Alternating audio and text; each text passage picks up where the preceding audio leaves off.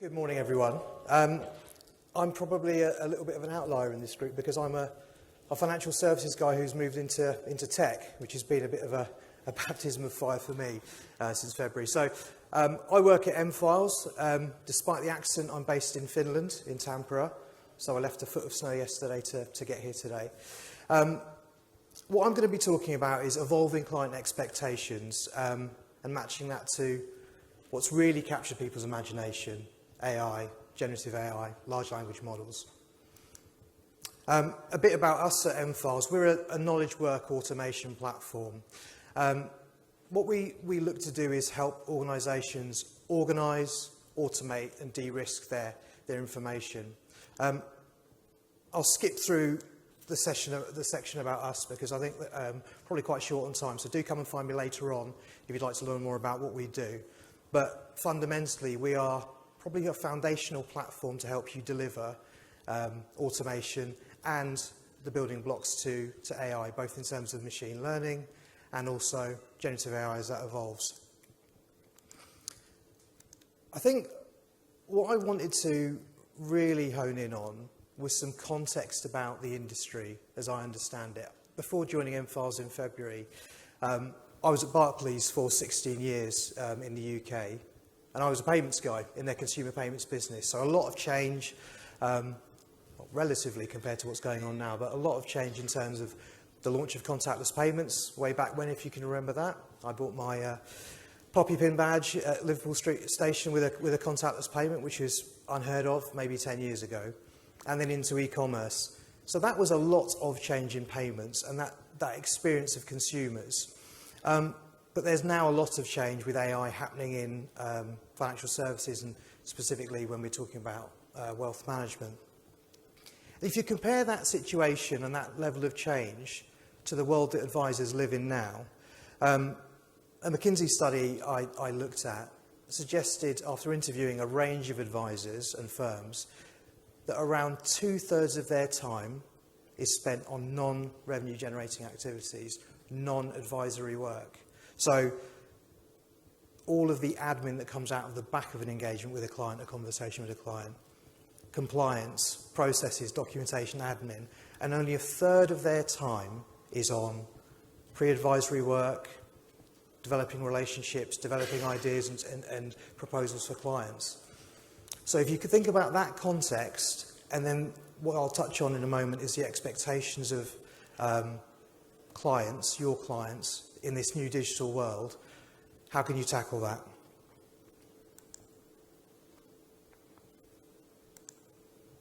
So in terms of what I want to cover, I'm going to talk to the digital consumer experience, what's happening now in AI,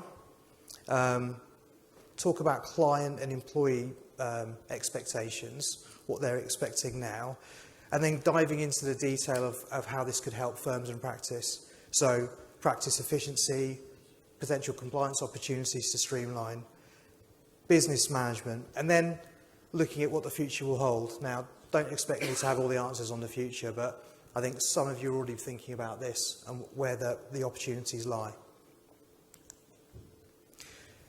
So digital consumer experience is an interesting one.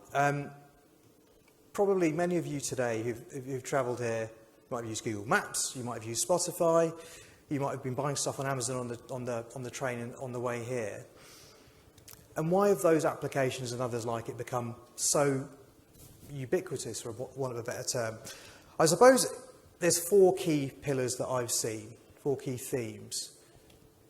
These applications are convenient, flexible, instant, and personalised. And there is a panel discussion on personalisation later on, which I encourage you to join if you can. And these consumer expectations are now based on the next gen, or feeding into the next gen of investors. It was talked about on the leaders panel discussion at the top of the event. People that are using Spotify are now thinking about investing. So when they have a clunky experience dealing with an advisor, are they going to want to continue that conversation? Are they going to want to continue that dialogue? Or are they going to look elsewhere? These applications are intuitive, they're instant, they're easy to use. You don't need training on them, whereas processes, legacy processes now in FI can be quite challenging. And again, personalization, it's tailored to them. Amazon knows what you've bought before and sometimes makes helpful recommendations about what you might like to buy again.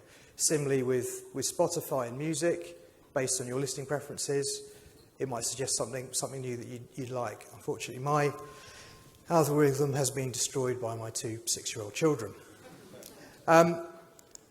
So, now and what's happening now with AI and machine learning? I wanted to dive into this now because AI has really captured people's imagination. Based on the last session, the questions that were coming out, it's really captured the interest of people. But actually, we've had AI in a certain capacity for many years, up until 18 months ago, before people were really getting excited about generative AI and ChatGPT. Machine learning, the categorization of information, classification, has been something that's woven into our daily lives that we've seen.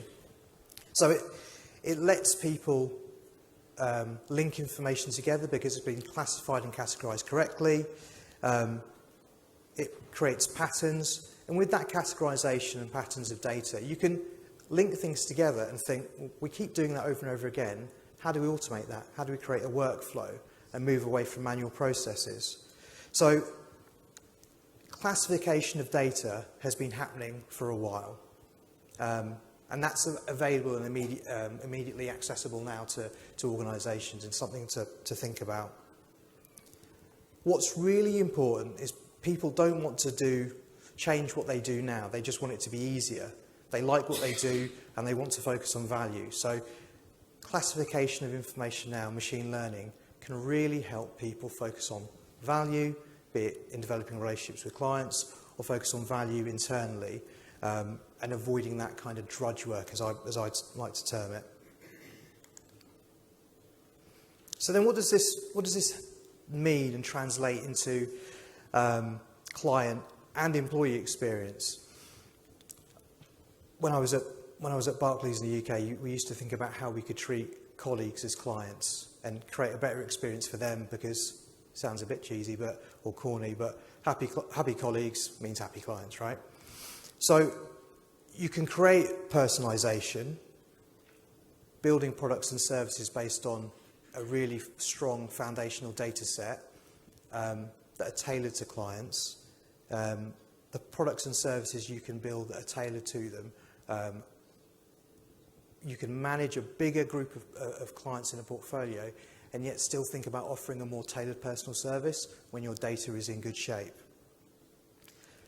And probably the bit that feels more immediate and tangible for clients is a faster process. In my previous life at Barclays, I was in the payments acceptance business, so e-commerce, card payment acceptance.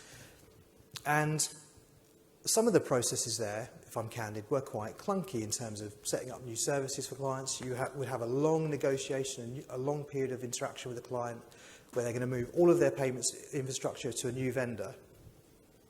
And at that point, maybe taking 3, 6, 9 months to make that happen, you add in another process that says, well, that's going to take 6 weeks, 8 weeks, 9 weeks, 12 weeks, which can put people off. And whereas with a digital experience and immediate transactions and processing, it can really lead to a great customer experience, which leads to advocacy and people talking about it within their networks.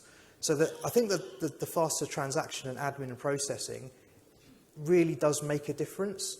When our family moved to Finland, I moved my pension out of the scheme I was in and moved to another provider.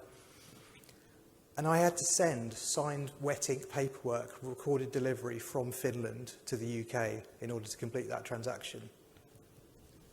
I couldn't even fathom it. I'd set up an account with Starling Bank a few years ago just to play with Google Pay at the time. And I remember taking a photo of my driver's license, recording a video passphrase, and having an account and a card set up within 3 days. So these new tech businesses that are entering the market are really upsetting the apple cart. So it's thinking about how you can adapt and take advantage of the opportunities that are out there. And then thinking about how these tools and applications and processes can drive efficiency within your firm. Clearly, streamlining processes is super important. But there was always a tension where I worked before of run the bank operations versus change the bank. And run the bank typically won the argument. And so it became very difficult to make big changes. When your data is in a good spot, you can analyse it and understand where the opportunities are to make a change and where you need to focus. And the idea, I'm sure you're all familiar with the idea of doing more with the same or more with less. There's a constant pressure on financial institutions to achieve that. And I think that the use of machine learning, AI, as it is available right now today, putting to one side the opportunities with generative AI, can really help give you an opportunity to look at your organisation and where you can optimise. We touched on sort of faster transactions, but also faster decision making. I spoke to not quite within WealthTech, but an insurance broker recently, a large insurance broker recently, who looked at doing a 4 eyes check on every policy that they put to their clients, irrespective if the broker value was £5,000 or £500,000. Now, they didn't have the infrastructure available to spot the high value stuff and focus on that and automate those processes. So you can imagine that was a painful experience for clients. That was a painful experience for their brokers as well. And in a world where people are looking at Glassdoor, LinkedIn and social media about where's fun to work, who's having a good time, it can be quite challenging. I think I've got bored of seeing on LinkedIn people showing pictures of their new desk setup at a new employer. So it really is now becoming, again, ubiquitous that people are talking and more active on social media about their experiences. So this is all stuff to think about of what's available now today. And I think on the leaders panel discussion, the hype cycle around generative AI is really interesting and exciting. But I think the opportunity with what you've got in your business and data and that foundational activity is really important. Everyone's favourite, risk and compliance. Where I used to work, the amount of macro-driven spreadsheets that we emailed around an organisation in order to drive KYC updates and refresh, and spreadsheets that crashed. I mean, it was the opposite of fun, and certainly not what the sales teams I managed were that excited about. Where you can automate this sort of activity, where you can input data into an organisation. For instance, you could receive scans of KYC, ID&V information. Your systems could look at that data and then apply rules to it straight away. So you're compliant with GDPR. You could set tasks for the future when these things need to be refreshed. So your teams aren't in the weeds creating mailing files and waves of KYC activity and refresh activity. All of that stuff is possible now. It's just figuring out if that's a problem for you and where you need to focus your efforts. One of our clients, or a couple of our clients I've been talking to, specifically in wealth, have been really positive about the idea of how they deal with their regulators and regulatory queries. Put simply, their organised information environment, they create an access point for the regulator and say, well, here you go for your life, have a look at what we've got. And it takes them a couple of hours to set this sort of stuff up versus the back and forth of sharing information, how it's packaged, how it's shared. So again, managing your information presents opportunities. And this, the client, if you're interested in learning more, you can come and talk to me afterwards. But that specific client has had more positive conversations and outcomes with their local regulator because of their ability to share information more easily. And then this is thinking more broadly, and business management, the idea is thinking about how the overall organisation is run. Clearly, we're all focused on increasing profitability. But you've heard a few times today the idea of the war for talent, and attracting and retaining talent. Now, when people have a tough experience, it's not only the salary that they're going to be thinking about in terms of what they want to do next. It's the organisational fit, the culture, the purpose that they have. And if people are enjoying what they're doing, then they're likely to stay and look to grow and develop and become your ambassadors out into the market. Whereas if they're not having a great time, bad news travels fast, and that brand and reputation, not only with clients but in the employment market, starts to become quite strong. So retaining talent, when you invest in them, you invest so much in training and development over time. That colleague experience and that idea of thinking of colleagues as clients is really important. And then finally, it may not necessarily relate to all the firms that are kind of represented at this event today, but some of the firms I've spoken to, thinking about organising their information through structured data and having that total view across the enterprise, it makes it very easy in terms of practice acquisition or succession planning for the organisation. So if your business is in good shape from a data point of view, and you're using the tools that are available now to automate processes to keep you in good shape with your regulatory stakeholders, and with a good bunch of people working in the organisation, it makes it very easy to either think about succession for the firm, or if you're looking at growing through acquisition. Now, what the future might look like, I'm sure you've heard many people say, if I had the answer for this, I'd be doing something very different. I'm not any different. I personally think that the generative AI and large language model tools that everyone's getting really positive and excited about, me included, are an assistive tool, not a replacement tool. I think that people are understandably concerned about what that could mean for outcomes for clients, outcomes for firms. Consumer duty has just come into play, so that's putting some pressure on certain firms in terms of justifying their service fees and margins.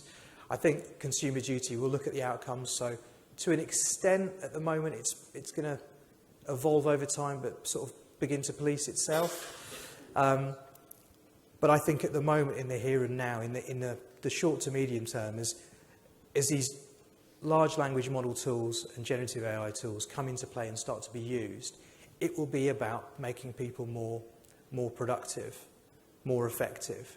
They'll have to learn less about using tools and systems that are complex and be able to interact with them in their own words, which will make things a lot easier. My background is in sales and dealing with clients, so how these sort of tools can help with prospecting and cross-sell, upsell, so understanding client behaviour, spending patterns, what products they have now, and making perhaps suggestions, recommendations based on that data on how to grow wallet share with your clients. I think that's where this comes. You probably would have read about, I think it was called Index GPT, that's been trademarked or copywritten by JP Morgan in the US, and how that will create, beyond robo-advice, it will create AI advice perhaps in the future. I think that's really interesting. Do I think that's going to apply across the industry? Absolutely not. I'm sure you'd agree. Perhaps for the mass affluent, rather than high net worth individuals and ultra high net worth individuals. But I think these things are going to come. But certainly for high net worth and ultra high net worth individuals, it's going to enable advisors to pull together a more disparate, broader set of data to make recommendations and think about how clients can be best served. I think, talking about robo-advisors earlier on, I was taking some notes and I wrote down maybe cyborg advisors, a combination of the AI tools but with that human element. Perhaps that's where it's going to go, but we shall see. I think that's me at time. I'm not sure if there's any time for questions.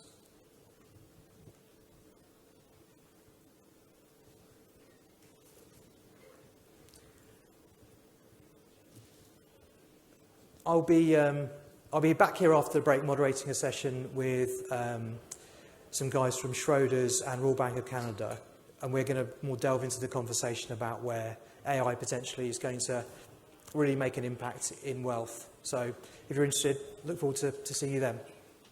Thanks everyone.